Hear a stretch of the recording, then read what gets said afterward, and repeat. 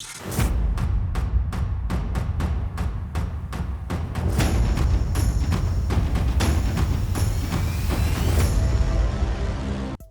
what's going on, you guys? Welcome to Madrid Hub again. I'm your host, Dr. JOTA. Today we have a lot of stuff to talk about regarding to Real Madrid, regarding to the next El Clásico next Sunday. Super excited, everybody. FC Barcelona, Real Madrid, FC Barcelona. One of the most unbalanced El Clásicos we have ever seen in the last, I would say, 10 years or so, because right now it is clearly not the best moment for the Ronald Koeman side. My opinion is Barca is very far away from Real Madrid, and of course Real Madrid are the favorite ones for this Super El Clásico. But we will be talking about more stuff.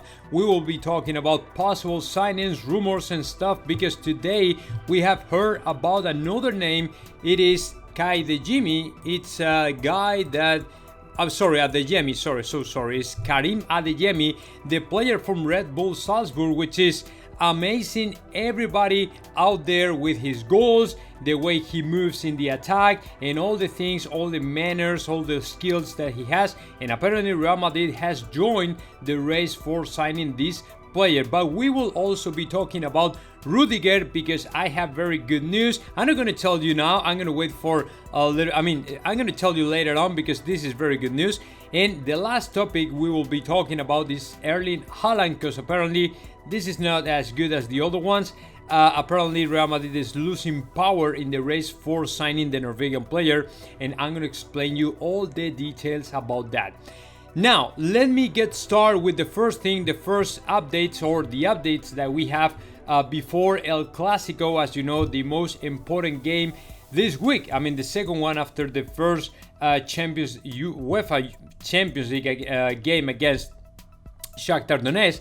And of course, it is a very important game, not because FC Barcelona is in reality in the middle of the fight for La Liga, honestly, but of course, every time you can win Barcelona, if you have the chance to win Barcelona, man, it's something you don't want to miss. It's something you have to take advantage from, because psychologically it's a good, very good victory that pushed you ahead of them. And of course, every time you see your biggest competitor or your biggest rival way back of you, way behind of you, it is great. So we have to take advantage from it, and we have to try to win the game. So in order to do that, today Real Madrid had another practice. As you know, yesterday it was a day off right after the victory against Shakhtar Donetsk. The players were resting a little bit in their homes, so there was no practice at all. But today they came back to the training ground, and they were practicing and preparing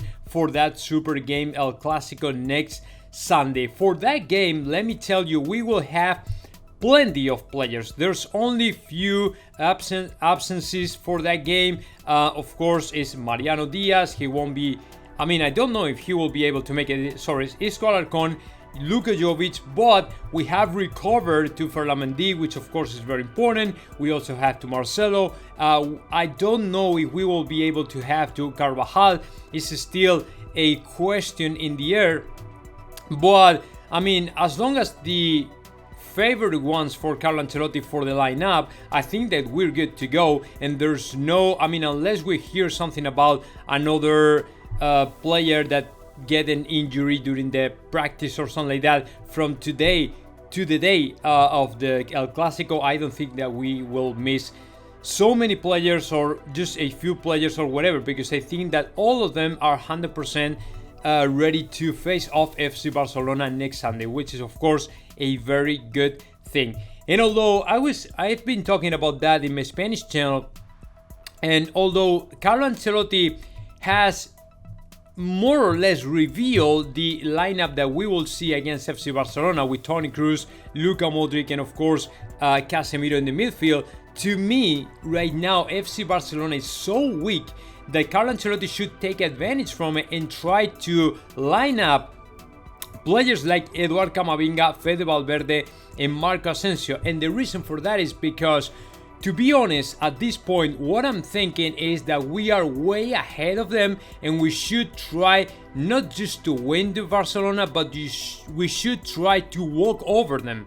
You know what I'm saying? Because it is not so many chances for us to, to wipe away to FC Barcelona, because all these last years FC Barcelona has been in a very decent competitive shape, and of course it was so difficult for us to not only to win but also to walk over them. I mean, I would say impossible. But this, for the first time in a while, it is the first time we have the opportunity to, slam the table and say, hey, we're here, we're the best ones, and there's nobody else around us in Spain. You know what I'm saying? It's a way to reaffirm and confirm that we are the best ones in this tournament in La Liga, and of course to wipe away the FC Barcelona from the field. But let's see what happens. I'm very optimistic, but at the same time I try to be cautious, because you never know in soccer, but it's very difficult when you see to your team, to your side, Real Madrid, literally wiping away all the teams and scoring goals, Vinicius Jr. on top of that. And when you see that, it is impossible for me to think that we are not going to wipe away FC Barcelona, but who knows, man. We will try to walk over them. It is not for sure though, but of course, what is more important than that is to win the 3 points. That's it. I don't want to be so over optimistic, because I know what happens when you are, and then it happens right the opposite. So that's it. I mean, that was the updates on the next El Clásico, FC Barcelona Real Madrid. If there is something going on about, in terms of players injured or any other updates or something like that, I will share it with you. So now let's move on.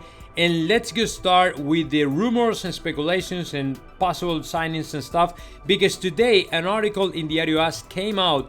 This is actually news coming out from Sky Sports Germany. Apparently, according to this newspaper, Real Madrid has joined the race for Adeyemi, Karim Adeyemi, a Salzburg player, who is doing a great job. Is scoring a lot of goals. He has scored so far 12 goals, 2 assists in 17 games, and is doing, spectacular performances. And we could see it against Sevilla the other day, when, although he didn't score a single goal, he provoked 3 penalties, and he was all the time around and surrounding the rival area, the Sevilla area, and creating danger and all the stuff. And apparently the guy is a very top performer, and of course he will be in the agenda of Real Madrid for the next year, just because he's coming out from the same place other super top names like Erling Haaland, Patson Daka, or Sadio Mane came from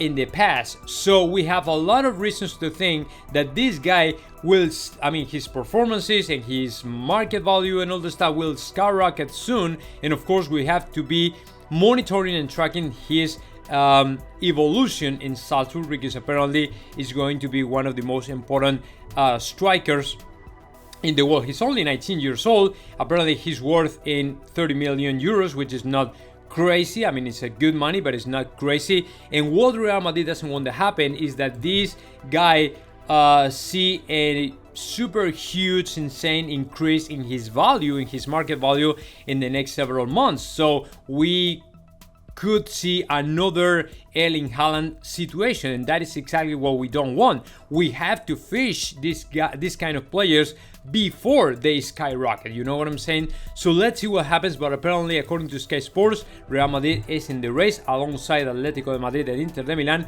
for signing Karim Adeyemi. And now let's move on, and let's keep talking about super interesting, exciting, and very good news for Los Madridistas, because apparently in England they are reporting that Chelsea is done with the conversations with Antonio Rudiger to renew his contract. Apparently Chelsea will not try anymore any other single attempt to renew the player, because apparently the player is not willing to accept the last offer from Chelsea, and Chelsea is not willing to put more money on the table. So the conversation, the negotiation is completely stuck. And of course, this is very good because the player is getting closer to Real Madrid. I mean, as long as his agents don't see another higher offer or something different on the table, they will be in close contact with other potential teams for the German player, and that is very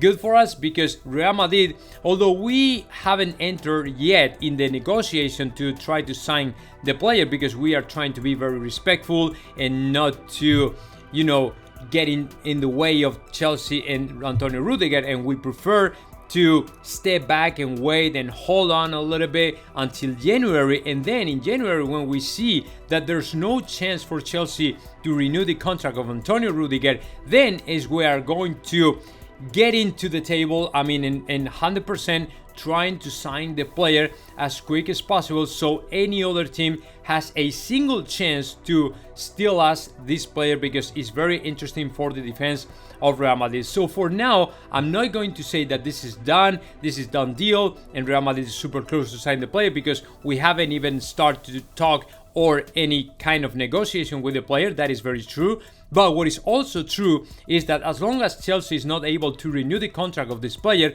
let me tell you what, this is very good for Real Madrid because we have even more increasing chances to see how Rudiger becomes another Real Madrid player and for free, which is even better because every time we can sign in a player that we don't have to pay for, that is great because we are saving a lot of money on one hand. On the other hand, we are getting a very top, notch, a very world-class player for the defense of Real Madrid. So that is very good news as well. And let me talk to you about the last topic, which is not very good news because today another article came out in the Diario AS, but also it was replicated in different media and outlets and stuff, claiming that Real Madrid is no longer the front runners for signing Erling Haaland next year.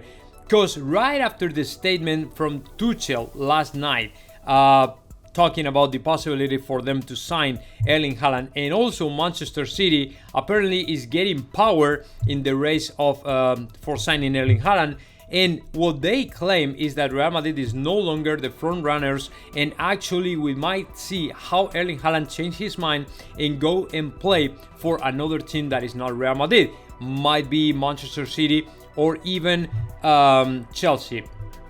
They mention a couple more teams that in my opinion don't have any chance to sign Erling Haaland, that are Bayern Munich and Paris Saint-Germain.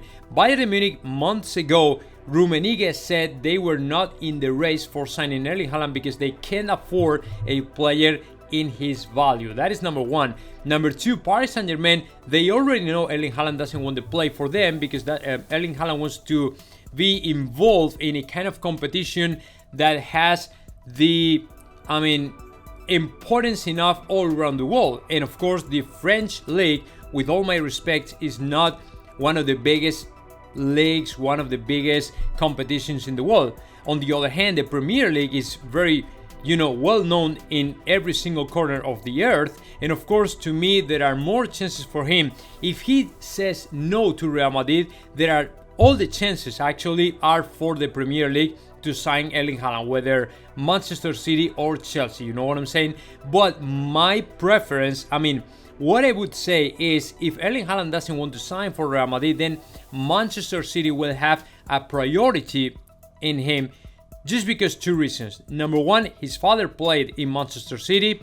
Number two, they got frustrated when they failed signing Harry Kane last season, and they are still looking for a super top 9 striker, forward, attacker, whatever you want to call it. So Erling Haaland fits perfectly the expectations of Manchester City for the next season. I would rule out though to Chelsea just because they just signed to Romelu Lukaku, and they're good to go. They have to Kai Havertz, they have to Timo Werner, they have to Lukaku, so I don't think that they are willing to pay a lot of money for Erling Haaland. They might be in the race though, but I don't think that they have any chance to sign Erling Haaland just because the player is not very okay with that. I don't think that Chelsea is one of the favorite ones of Erling Haaland. Number two, I don't think they have the resources enough to make a good bid for Erling Haaland. So let's see what happens. I mean, of course, I still think that he will play for Real Madrid, but it is very true as well that there are more teams interested in signing Erling Haaland for the next year.